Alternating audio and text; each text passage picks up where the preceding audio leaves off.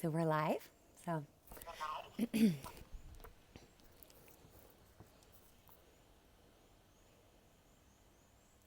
hi everyone, I'm Autumn and thank you for listening to Golden Otter Divinations. Thank you for joining us today as we explore where the metaphysical meets the mainstream.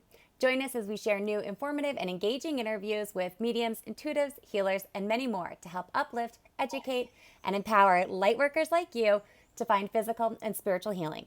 Today I'm so excited, as I always am on this show, but today I'm especially excited because I have my dear friend and fellow medium, Carlos the Medium, with me.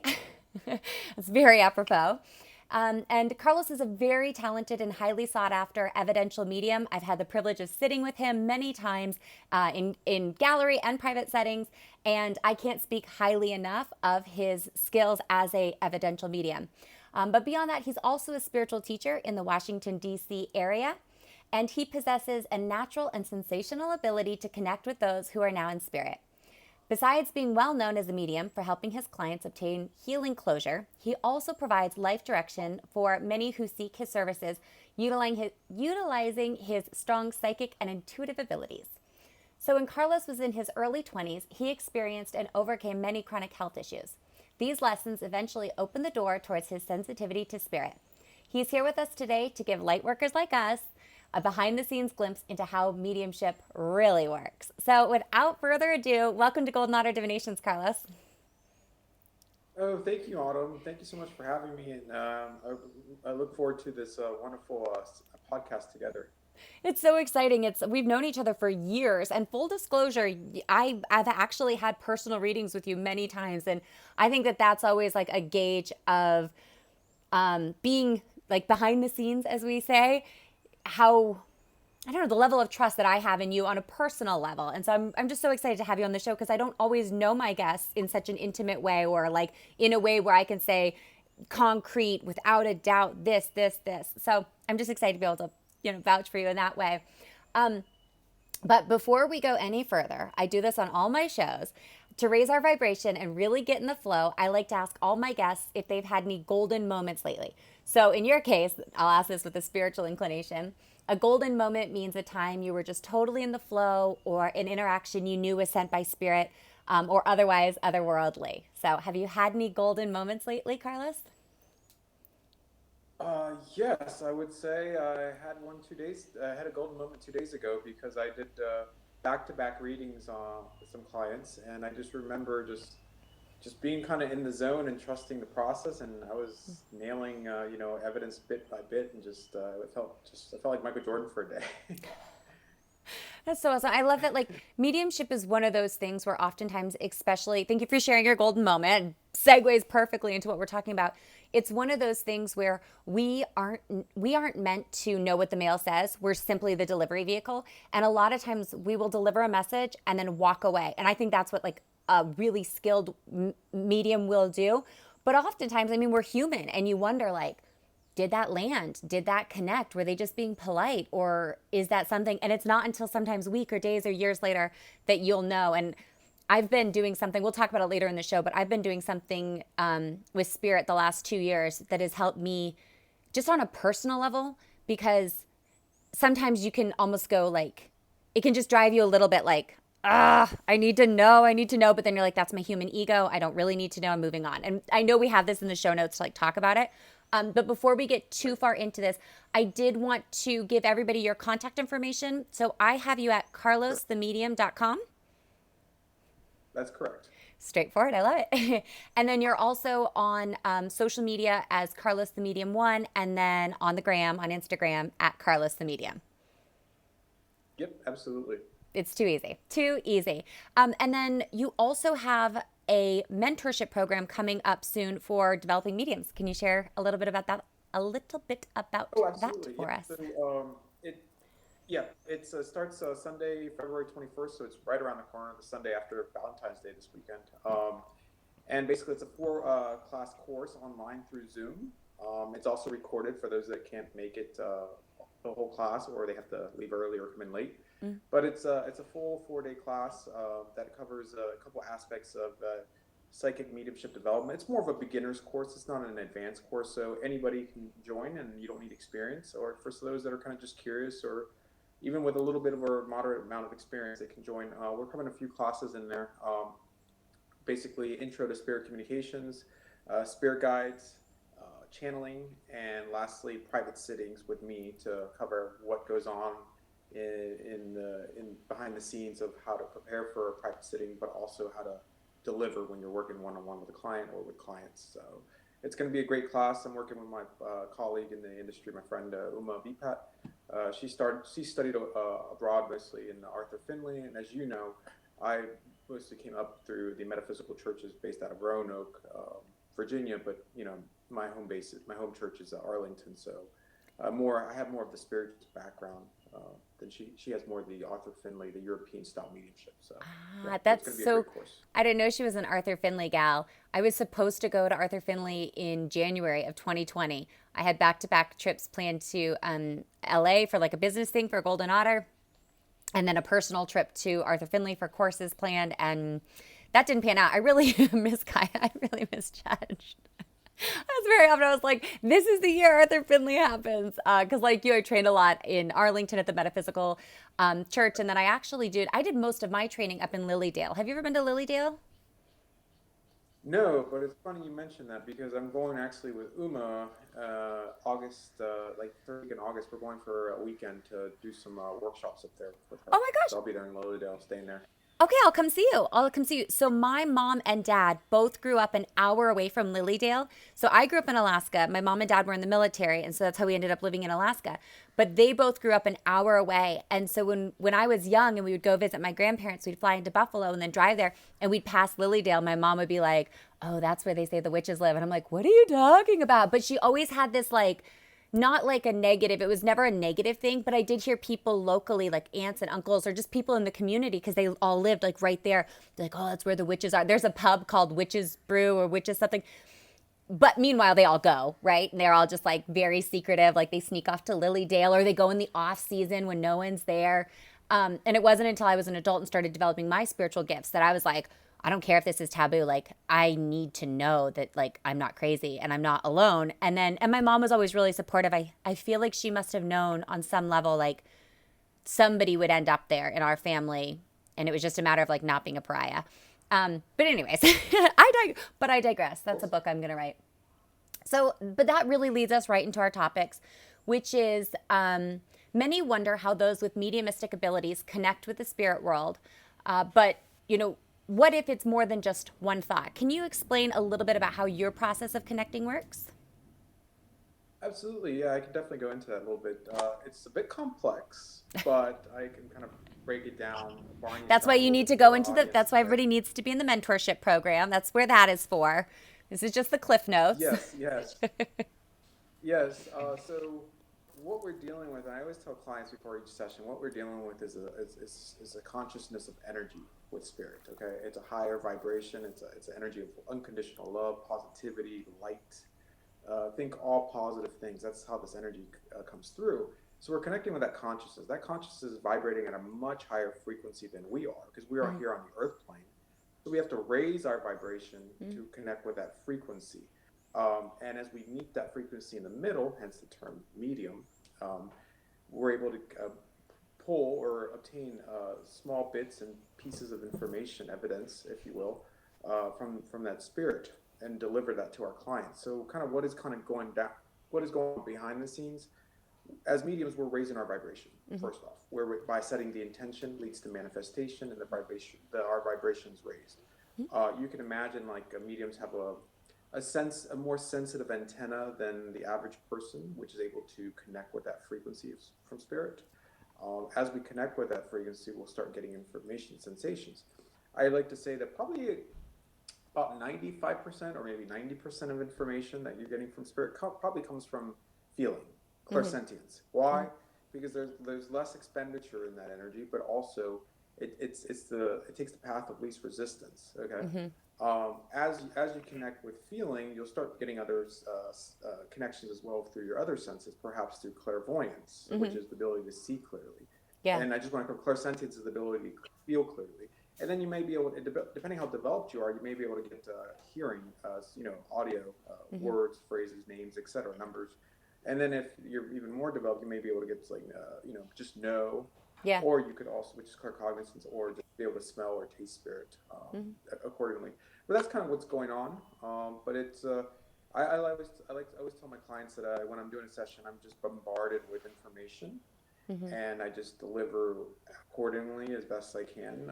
It's kind of a, sometimes it kind of feels like you're playing charades, Yeah. and you're like, hey, I see this image. What do you think this means? Or Yeah. what, and you deliver it. Or I'm hearing this sound. And sometimes like names can be a bit confusing, because I remember one client not too long ago, I kept getting mob, like mob, Mm-hmm. MOB. I think their grandmother's name, I don't know, it was a weird name. It was Maud. Mm-hmm. MOD, as in last letter was Delta D, Mm-hmm. Maud, but I kept getting Mob. And that was the name. It was Yeah. Maud, and it wasn't Mob, but it was sounded alike. So you just kind of deliver what you get, and you do the best you can. But it's mostly coming through feelings, and then seeing, and then hearing, and then you just combine everything together, and you deliver the messages and the connections about in spirit. Yeah. About 10 to 15 years ago, when I was like in my early 20s, and I was sort of realizing that there was something going on, and I didn't want to be medicated. I didn't want to live as a crazy person. I didn't want to just like do away with the information I was getting, because sometimes it was so accurate and it really helped me out. Like there are numbers of times in my life I can go back and I'm like, shouldn't have known that, shouldn't have done that, shouldn't have been there, but somehow I was. And I know that it wasn't just dumb luck. Like I'm not that lucky. And my husband really encouraged me when we were young, because I used to, like, I would self medicate. I would take prescription like anti anxiety medication and drink. And then, like, knowing that we were going to be eventually starting a family, and he was very open to this stuff. He's like, well, why don't you start leaning into that? I'm like, oh, well, I can't, because I've been told that I'm crazy and that I should medicate it. And he's like, yeah, what if you just like don't do that and see how it goes? And I was like, okay. And so some of the early training that I did with like a private medium, her name's Lynn Wiltsey. She's out of practice now, but she said it's about developing a lexicon and like your own signals and signs. And I know like some of the more like well-known mediums like in pop culture, Teresa Caputo and Tyler Henry, James Van Prague, they all talk about having this sign. And so sometimes it can sound like they're giving you a red rose and they're giving you a red balloon and all these things. And it's like, oh, like, come on, this is such bull. Like, give us something real. And even as me as a medium, like, I see both sides of that. I'm like, no, they're just getting information in a super fast way that makes it easy for them to deliver high quality readings to the people sitting with them. So it's like, as an operator, I understand why they would just be like, it's a red balloon. I understand as a skeptic and as a sitter how you're like, oh, this red balloon bull again. A perfect example, not to get too far off course on this, is there's this new documentary called Surviving Death that just popped up on Netflix. Yes. And Yes. I had a Yes. lot of resistance to watching it, because I was like, okay, what's this going to be? I watched a few episodes and I was like, fantastic. They've just summarized my 15-year journey in a 6-episode arc. Why the heck couldn't I have just watched this and saved myself the time? But I think that's the point, is that it's an unfolding practice. But I was saying to my husband, we were sitting there, and he's like, you're really annoyed. You're really frustrated. Like, why are you so angry? This should be a happy day for you, that you're watching something that's now in the mainstream that people are going to come to you for explanation about. And I'm like, because I don't want to tell somebody to look at butterflies or a cardinal and think that it's a sign from spirit. But to go back to something you just said, it's about receiving a signal and then something manifesting. And literally the next morning, Carlos, I'm not even kidding, got the timestamps to prove this, because I barely watch TV. I woke up to an email from one of the main men who was featured in it. His name's Mike Anthony. He's the Broadway actor who was working at Hamilton. Okay. I got a pitch deck from his agency pitching his book to have him on the podcast. I was like, okay, fine. Read loud and clear, loud and clear. And then I was like, shoot, you know who I have to reach out to before I reach out to Mike is Carlos, because you and I had talked. And you gave me a reading. You're like, this is the year that you really double down on Golden Otter. And I'm like, dude, Carlos, like, I appreciate it, but you know that I have this other gig, like, in government, that I, whatever.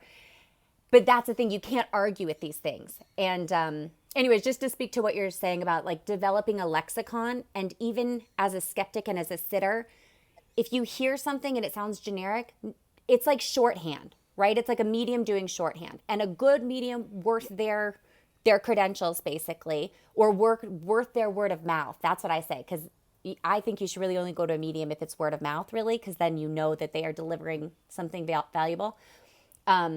they might give you something shorthand, like look for the cardinal, look for the red balloon, but then it's up to spirit to finish the playing field, right? To like bring them around the bases. And then the next day or in ensuing days, they start to have those experiences that validate it for them, because no amount of evidential anything that a medium gives could validate it. Does that make sense? Am I like, are we in alignment on that? Or are you like, Yeah. Autumn, you're way off base? No, it makes sense. I mean, it's I get a lot of symbols as well, and it took me a while to kind of understand, like, why don't you just let's just cut to the basics here and just give me the name of the person, and maybe something that the person knows immediately that's them and stuff like that. We just don't have to describe their energy so Yeah. much. And it's sometimes it has to do with the the mystery, I guess, of how spirit works, and just trust in the process. And like, for example, like sometimes I tell clients it's just as simple as this. Sometimes it's just like mother is here or father is here. He has a liver condition and he's a heavy drinker, and that's all they're giving me. And then, but what they're doing is they're opening the door for more communication.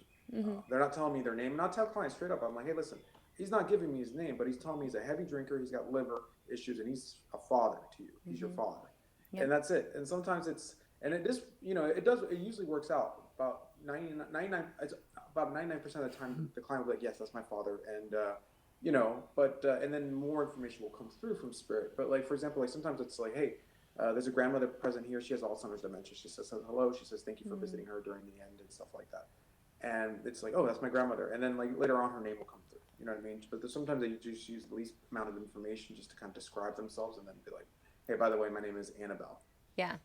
Not to toot your horn, but you are an amazing evidential medium, and you've had my brother's name like spot on and like didn't know me from Adam when we first kind of came into each other's orbits full on. And there have been other family members, because even though we know each other like tangentially as professionals in this field and like sharing a similar community, it's like we don't cross streams a lot, and people don't cross streams. And it's like, if anybody's like, well, they could have found that on social media. It's like, no, you simply could not have. Like, this is information I know is validated. But you also recently got my grandmother-in-law, and her name is Mary Margaret. And you go, Mary Margaret's here. And I was just like, who's Mary Margaret? And then I was like, oh my gosh, like, that's like not, you didn't just get her name, you got her full name, because she goes by Peg. And I just was like, who's Mary Margaret? Who's Mary Margaret? And I couldn't think. And that's what's so crazy about readings. Sometimes you're so nervous. I'm a practitioner. I sit on the other side. It's like a doctor going in, like it's like an OB going in for a pap smear, and you're like, oh my goodness, like do this all the time. But you're like, what's it going to be like for me? Maybe a COVID test is more accurate. And I like spaced for a second, and here I'm like, you didn't just get her name, you got her full name. And you wouldn't have known that because she went by Peg.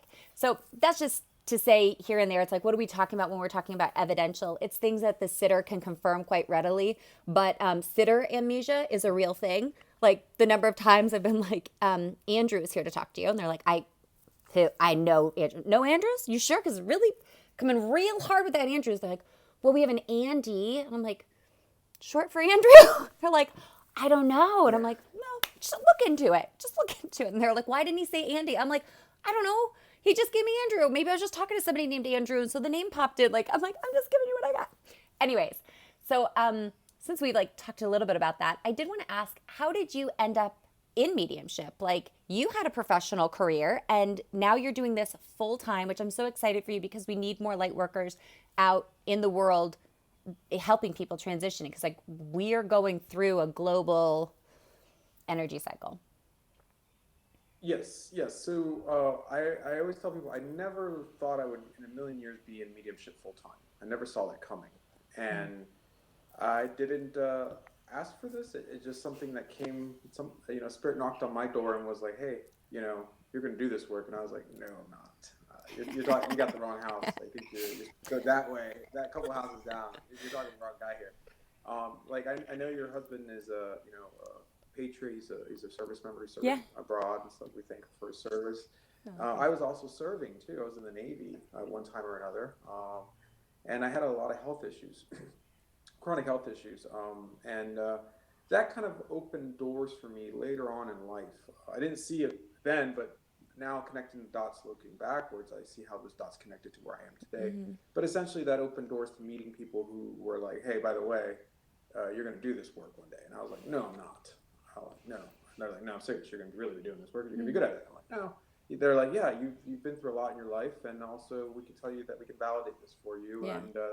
And they started giving me a few names of loved ones, and I'm like, "How the heck did they get these names? And how did they know all these things about my life?" And they're like, "You're going to do this work." So I kind of they dangled the carrot, spirit dangled the carrot, and I started going for it. And through Arlington Metaphysical, and then I started their seminary program. And once I started doing the work, it kind of was like someone learning to walk again. Mm-hmm. You know what I mean? Just kind of, I just slowly, but and eventually, before I knew it, I was running. Yeah. Right? And then the next thing you know, I was getting visions from spirit, and I don't get these like I guess vivid visions anymore because it's more subtle now that I do this professionally. Yeah. But when I first started, I was getting very vivid visions from spirit, and that was just like irrefutable. It was categorically that loved one, and like I was getting a name, I was getting something super specific, but I was seeing a full blown vision in my third eye, in color or in like cartoon like images, and they're like, "Yeah, that's my best friend. His name was Bugs or something like that, because it's all Bugs Bunny or something." And I was like, there is something more to this. There's something more to this universe. There's something more that we're connected to. So I started kind of from there, kind of going further down the rabbit hole. And just long story short, that's how I kind of ended up here. I ended up just working really hard going through the metaphysical program the ministerial and mediumship program down in Roanoke. And then as you met me up in Arlington, just doing numerous events up there. And just, all love offerings, like mind you, road, but eventually. all love offerings. That's something that needs to be like put out there, is the time, energy, dedication that most mediums that make it to kind of like where we are at in this game don't do it because there's some financial reward or there's some promise of anything. Like, we have families, we have things that are going on, and there's an urge, and I get it that there are like scoundrels out there that have these abilities and take advantage of them, or there's just scoundrels out there who don't have these abilities and take advantage of them. But like, I've never drawn an actual salary from anything I do with Golden Otter Divinations. Every penny that has ever come into my company has gone back out into the world, employing women abroad, like female entrepreneurs, doing malaria net funders, like everything and anything. And I'm finally in this position with Spirit where I'm just like, why are you calling me to do this? You know that I have this other professional ability that I can really excel at. So like pick a lane, help me figure it out. So I come to you and you give me some guidance, and I'm like, seriously, Carla, this is not what I was looking for from Spirit. Not at all. I was looking for them to be like, you are no good at this. Get out of here, kid. Like, go back to being a normal human. Because what you're talking about, as far as I see it, is when I went to Lilydale the first time and I met all these people, kind of like you going to seminary and like being around people who can understand the experience of being a medium and how isolating it can be, and then them saying like, no, you can do this, you're going to do this. I kind of felt like at first like, oh my gosh, wow, like this makes sense why I'm so crazy. And then the longer I was kind of doing it, the more I was like, is this what you tell every girl? Like, do you tell every girl she's going to be a medium? Like every mentor, right? And it's just simply not the case. Like, now that I've been doing readings long enough, and not mentoring necessarily, because in our Lunar Manifestations monthly manifesting group, we have people who are like really intuitive, but not necessarily mediums. Like, they have other skills and talents. I'm now realizing like, no, not everyone is cut out to do this, because you do have to like put your ego aside, and there's some other things. But I would equate it to being told like, yeah, everybody can play the piano, in the sense you can like put your hands on the keys, like bah, bah, bah, bah, bah. But to connect specifically with Spirit and to be a medium, it's a higher register, and you have to get up to those keys and then know how to play a tune. And even if you make a mistake, or like you're not sure what the next note is, you can find a way to make a melody that gives the people listening or the people in front of you something that will benefit them, and something that they will leave feeling healed or whole from. So we've talked a little bit about the training that it's taken for you to get to this point, just in general as a medium. So if anybody's out there looking for a trained medium, don't be afraid to ask, like, what are your qualifications? Oh, you're a natural talent? Cool. What other spiritual development have you done? What other professional development have you done? Have you gone to Arthur Findlay College in London? Have you gone to Lilydale in upstate New York? Have you gone to Roanoke? Have you gone to, there's a lot of little spiritual hermitages. And now with the influx of practitioners like you doing online and like a younger generation kind of moving into the online space, there's a lot of opportunity to actually vet people's credentials. That's just like what I would say. And so we kind of went through like how it works for you to connect with your clients. I want to talk like a little bit about how energy is the key to mediumship and the senses. Like, how would you, as a human, as a spiritual being, having a human experience, what would you say that energy is? Like, do you get a feeling when spirit is connecting with you? Like sometimes I get a tingle, and when I was young, I used to get it, and it really used to bother me, and it didn't hurt. I just knew it was like a spidey sense that people call it, and I would just get really uncomfortable, and I would like, I'd be like, I have to go to the bathroom, I have to go do something. Or when I was older, I would drink and I would take anti-anxieties because I did not want that feeling of like, oh no, I'm going to get something and I don't want this. Now that I'm older, I have discernment.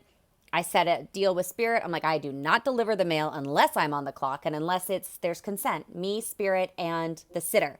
I will not do a knock and shock. I will not deliver an unsolicited message. Unless you book a session with me, do not expect to talk to your loved ones. Like I'm a human too, you know? And it took me so many years to be comfortable when I had that feeling, to love it and to trust it and not to be scared of it and like push it away. So that's how I describe it. But like, what would you say? Do you have something like that, or just in general, how you would describe the energy of connecting? Yeah, the energy of spirit is always omnipresent, so it's always there. Mm-hmm. It's just a matter of setting the intention to connect with that frequency.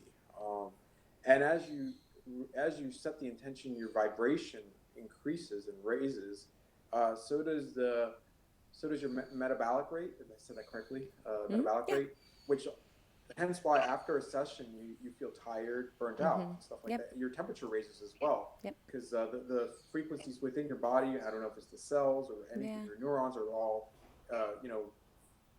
vibrating at a much higher rate, and so it's definitely the energy. But the energy is a very subtle energy. That's the thing. It's extremely subtle. It'll flash before you, and honestly, if you don't know how to pick up on those subtleties, that energy will bypass your frame of mind, or the senses you're utilizing. It's all there, and it kind of feels invisible. Well, it is invisible, but it's not tangible, and that's why there's a lot of skepticism with it, because it's like connecting with spirit, nothing there, nothing there, nothing there. You know what I mean? And then I'm here, I'm connecting, I don't see anything, I don't feel anything, hear anything, but it's there. And I like to think of it this way. I like to think of spirit kind of in the cloud, in a cloud of energy. Like we use the cloud to store information. But it's a cloud of consciousness, of love. And it's just a matter of dialing into that frequency and start, getting a little bit of nuggets of information and just pulling from it. And the more information we get, the more we deliver and stuff like that. And if we reach the point of exhaustion or where spirit's no longer delivering, we know that connection's already completely cut off. And stuff like we move on to the next connection, or we can finish the reading. But it's a form of energy. It's a stream of information, a stream of consciousness from the spirit world. We just have to be open vessels to be able to communicate with that energy. The more open we are, the more dynamic and fluid that stream of consciousness will flow through us. The more closed off we are, or the more closed off the client is, the more choppy or closed off that energy is. The energy will reciprocate. The law of attraction is always at play. Absolutely. That's like for anybody who has watched Tyler Henry on his E Hollywood, when the poor kid, he's like so young and he just gets so sweaty, and you're just like, oh man, dude, I remember being that age, and like, because he's not that old. He's like in his early 20s, so your hormones are still a little bit like, 22. Yeah, and you're just like, I think of him all the time, and I'm like, man. And there's a few other like young mediums coming up, and I'm like, I was around his age when things really started to just, I want to say get unmanageable, but get to the point where I was like, spirit, or I didn't know it was spirit. I just was like, go away. Whatever this is, get gone. I want to get married. I want to like have a career. I want to have children. Like I want to work for the UN. Like I've got these things that I need to do. So like go away. and I just wanted to medicate it away, but like that wasn't healthy, you know? And I talk a lot about that, like the realness of like how you can get caught in these spirals, especially if there's like medical professionals involved telling you that like it's crazy, which is why I love that surviving death thing so much, is that they did bring in some medical professionals to be like, hey, this is what's up. My mom's a doctor, and if it weren't for her walking along like right beside me at every step of my journey, and her refusing to let me become a statistic, refusing to let me become like a, you know, get caught in the wheels of the mental health crisis that, you know, happens well, globally, I don't know that I would have been able to develop my gifts and know what that energy feels like. And so when I see young kids like him doing it, you know, the getting sweaty part, like that's neither here nor there. He just kind of like, I get sweaty, but it's like the journey of how that kind of unfolds. I was going to say something a second ago just about how even at this stage in the game, I don't test spirit. I don't test them anymore. Because I think I'd like to talk about that, how like the difference between ego and knowing like how to trust basically. But I've started doing this thing. It's like consent. I need 3-way consent. My consent to channel, spirit's consent to like give a message, which is usually they're the ones who ping in first. We're like, hey, I got something. I'm like, nope, you got to get your sitter to come to me. So we do this properly. And then I've started to say like, can you give me something too? Because I don't really have an incentive to do this right now. And not that it's not important to do, but like it's important for a sitter to come to a medium, not the other way. I think you should always like, it's like going to check your mail. Like you go to the mailbox and you're like, hi, do you have any mail? Like checking the post, and the post is like, yes, here's your mail today. Not like, knock, knock, I got something, and here's your receipts, and here's, you know, your overdue bills. Like, no, nobody wants that. And Spirit's been playing with me lately in a really fun way, so that they'll only give me like 3/4 of a message, and they'll tell me one last thing, but then I'm like, the energy is dying, the energy is fading, pun intended. And I'm like, okay, it's time to wrap it up. And I won't say that one last thing. And then they will like circle back in a way that one last thing is the thing that makes it just like, you know, a candle on a cake, or sugar on a cake, as they say here. And then for me is when I get the thing that I'm like, okay, this is not a figment of my imagination. There's just no way. And it's like, I don't know, maybe that's a point that I personally need to set down my ego and just trust and kind of like trust fall. But at the same time, we are human. And it's nice when Spirit hooks us up like that too. Right. So you say hindsight is 2020. What have you learned at this point as a medium? As a professional medium, I should say.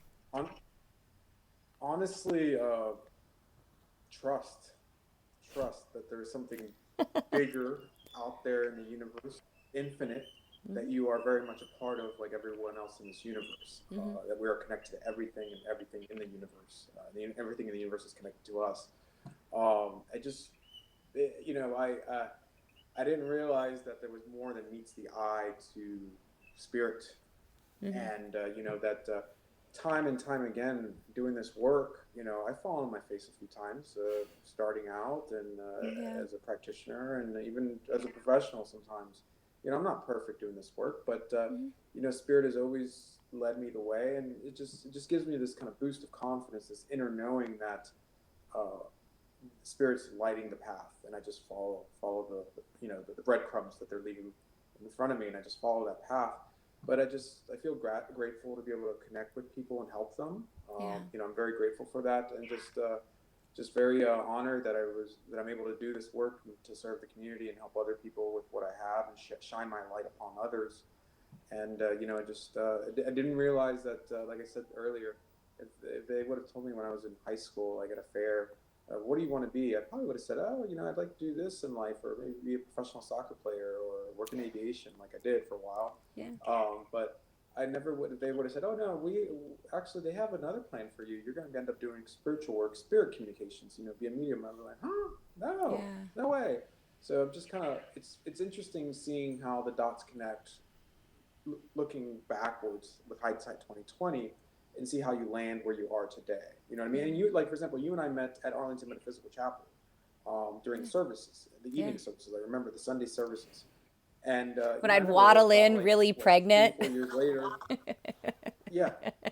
3-4 years later that you and I would be doing a podcast together. I would have never saw it. I just went, okay. It's just like crazy. But that's how the universe has plans for us. And, down the road we may connect in another way, which is just very interesting how spirit works behind closed doors. That's why it's important to have faith and trust that no matter what you're going through, just know that the Spirit's always looking out for you with the best of interest. It may seem like right now it's like, oh, I can't see. It's foggy, and it's hazy in front of me looking forward. But just know that Spirit's got the clear picture for you, and Yeah. you gotta trust. Just trust.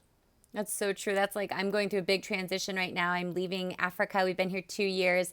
I've been working for our government. My spouse is active duty military, which is what brought us to Right. Africa. And I thought I would be doing Golden Otter full time while I was here. And then life had other plans. And now I'm like, well, I feel more equipped to go back to Golden Otter than I ever did before. And while I was in this kind of like, oh, do I do it? Do I not? Somebody kept saying like, well, just what did you want to be when you were young? What did you want to do when you were young? And I'm like, I just wanted to leave Alaska and see the world and travel and explore. And I'm like, oh, I'm doing that. But then I like had to get back to the core things that like made me happy when I was young. And my mom's an internist, as I mentioned, and she used to take me to this, it's like a medical retirement home in Alaska, it's called the Pioneers Home. And it's where like, it's kind of like hospice, but also like long-term medical care for the infirmed. And in Surviving Death, I can't remember what the later episode is, and I believe his name was Dr. Christopher Kerr, if I'm not saying that wrong. He did like palliative care in, of all places, Buffalo, which happens to be bizarrely where I'm about to go back to in the States, like Buffalo, Lilydale. I'm going to be like within an hour of that Right. as like my landing pad as we come back to the US before we come back down to DC and kind of like get set up and all that. And I'm like, this is so weird and crazy. But seeing his interest and just the interest in hospice, like end of life, palliative care, listening to people. That's what I did when I was a kid. My mom would take me to the retirement home where she would see patients, and she'd literally plunk me in rooms and be like, just talk to them, Autumn. Tap dance, sing, dance, do whatever you got to do to just like brighten these people's day, because a lot of them don't have family. A lot of them, they call them sourdoughs in Alaska, meaning like they're from the lower 48. They came up for work. All their friends and family have died, and they're just kind of here alone. And I used to sit with people and have these really bizarre experiences that as a kid never made sense to me, and as an adult, I'm like, no wonder they never made sense. And if you watch Surviving Death, anyone listening, pay attention to like the elderly woman who says that like her husband was there and it was like a clear vision. I would be sitting in rooms with elderly people and they would be talking about their loved ones as if they were there. Oftentimes, I would just assume they were on the other side of like a literal curtain, not a metaphysical one, like a literal, like there was a bed next to them. And I just assumed they were referring to their spouse who was sleeping.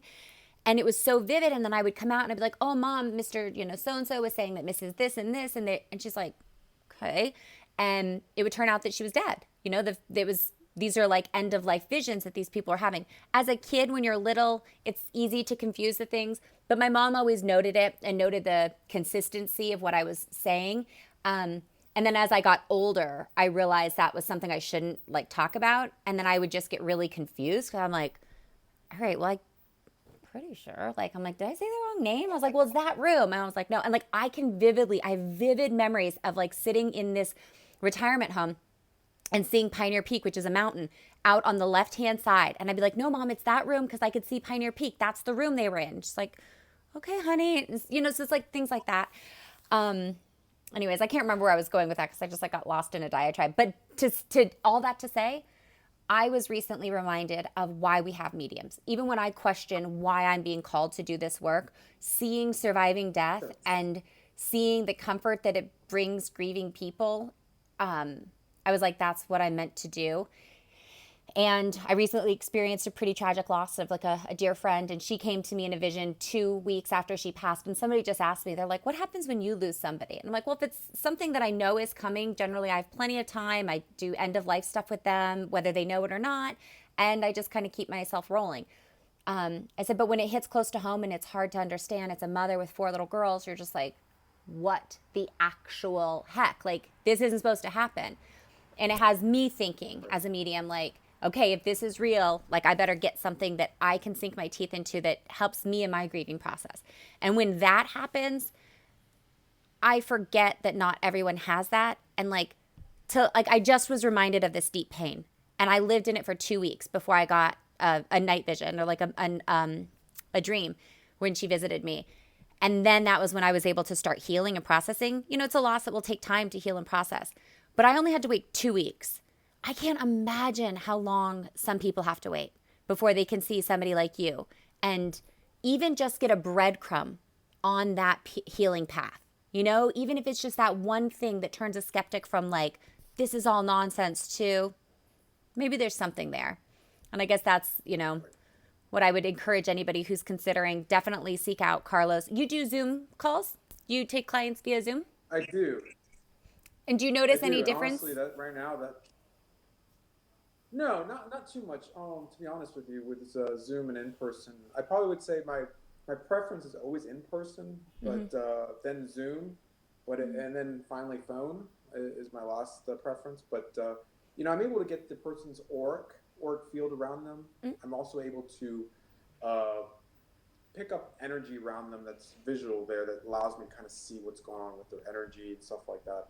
I'm not talking about facial cues or anything. I'm talking about just their energy overall. Like it's no different than what you can see around me, like what kind of person I am just from having this conversation together. Yeah. And stuff like that, But I mean, I'll be honest with you, this is where I surprise myself too. Sometimes I do a lot better on Zoom than I do in person because I feel like I have less pressure. Yeah, and less nerves, and then you're not trying to get there, or they're not coming to you, or I totally get that. Totally. All right. Well, this has been fun. We're not totally done yet. We're about to wrap up. But before we go, people can book, lightworkers who are listening can book private sessions with you. And that's at carlosthemedium.com. And could you share one more time what your upcoming mentorship, like just some more details of it? Absolutely. So it starts Sunday, February 21st. It's an all-day class. It's a 4-class program. It's online. It's going to be with 2 instructors, myself and Uma Bipat. And basically we're covering, it's for beginners. Those are interested in developing their mediumship abilities and furthering them a little bit. So they're experienced native, but we're covering spirit communications, guides, channeling, and one-on-one private sittings. So we're covering a little bit of that, and it's through Zoom and it's recorded. So if you can't make the full class or you have to leave early, you'll get a recorded of that class and stuff like that. And you can just go to my website at carlosthemedium.com and click on events, and you'll see the events there. Or you could just email me at carlosthemedium@gmail.com to get more information about the class. But it starts Sunday, February 22nd. And it comes out to about $80 a class. So it's $333 for the full 4-day class. Yeah. And it's a full 4 days. So it's very reasonable and accessible for everyone. So yeah. Well, and you save the cost of travel and all that. Yeah, and you can do it from home. That's the beauty of it. You can do it from home. You can be across the country. You don't have to be directly in D.C. As you know, you've as many hours and you put into your training, and I have too, going down to Roanoke. I mean, the hours and the money and the sweat and tears and stuff like that to get there.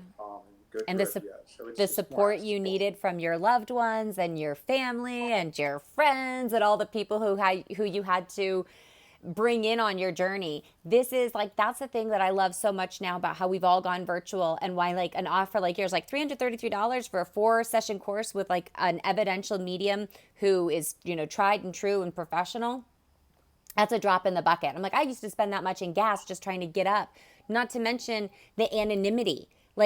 I sometimes think that is the biggest obstacle for individuals exploring their spiritual gifts. And I notice it as a Lunar Manifestations, that's part of our membership. I offer elected anonymity. So people so Golden Otter Divinations it's a play on words for my nickname, Otter, growing up, AU being the atomic symbol for gold, and my nickname being Otter, the Golden Otter. Because I wasn't ready at first to kind of expose myself. I was a professional. I had other things going on in life. I was I need to know this. I used to come to AMC in I wasn't in, what do you call that, disguise. But I have attended several sessions with different individuals, different groups where I was super pregnant. And then I came back and maybe I'd done my hair different. Maybe I'd had a tan. Maybe just something was different. And they're welcome. And I'm no, I've been here before. You just don't recognize me because I lost 80 pounds because I was pregnant last time I was here. And to see the consistency, but also to feel safe. The basement of AMC and Lily Dale, New York are some of the only places I felt safe exploring my gifts, because I could say, oh, I've got to go to Buffalo for the day to go shopping for something. I'm I don't shop. This is nonsense. Not to mention I would always come back with an empty car. It's what did you buy? I'm apps from my phone at tech. And I'm so bad at lying. I don't know what I bought. But I wanted that anonymity. And so I think that, offers like yours, mentorships like yours, can give people the safety of exploring from home and, that added level of just privacy, because in the digital age, you never know. Okay, well, we will put a pin in it because I actually have to get going for the Aquarius new moon. So, Lunar Manifestations members, it is an Aquarius new moon, and I'm going to get this podcast out tomorrow, so you guys have plenty of time to register for Carlos's mentorship program and to catch the Aquarius new moon replay. Members, I'll be on our call in just a minute, but before we go, thank you so much for listening. Be sure to follow Golden Otter Divinations on Instagram, where you can check in and let me know about your golden moments so your spirit team and I can cheer you on. If you'd like to contact me or join my monthly manifesting membership, Lunar Manifestations, which is now a brand new e-course and like all streamlined, thanks to the pandemic and getting everything going, visit us on the Join Now page at goldenotter.us. That's golden like the precious animal and golden, like the precious metal, and otter, like the precious animal.com/join now. We are excited to announce our Be the Change pledge, and this is a financial pledge that I make as a fourth generation female business owner, where 10 to 50% of the proceeds from all member plans sold go directly to supporting community building efforts in rural Africa, addressing global inequality so that you can be the change you wish to see in the world through your purchasing power.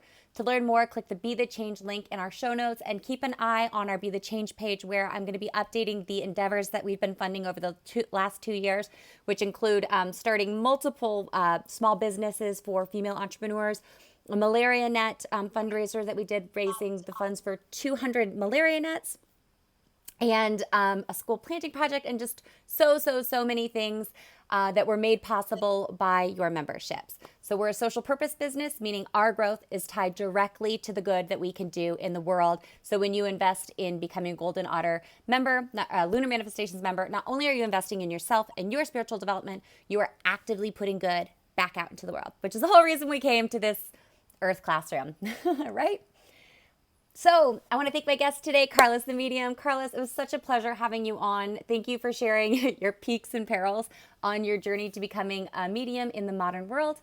And I want to thank you all for tuning in to Golden Otter Divinations. I had a wonderful time creating this, sharing this sacred co-creation space with you.